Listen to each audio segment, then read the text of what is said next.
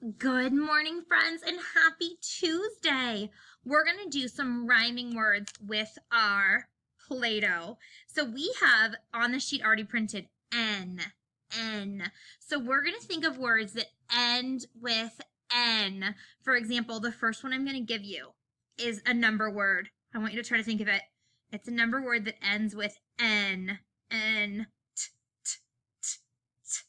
10. So I'm going to make a Play-Doh T at the beginning. 10. 10. Now let's think in our brains. What's another word that rhymes with 10? 10. Hen. I'm going to make the word hen with my Play-Doh. So I'm going to turn my T into an H and make the word hen. All right, my friends, I want you to keep thinking of some rhymers that rhyme with 10, hen. You're going to make a couple more words, and I will see you soon.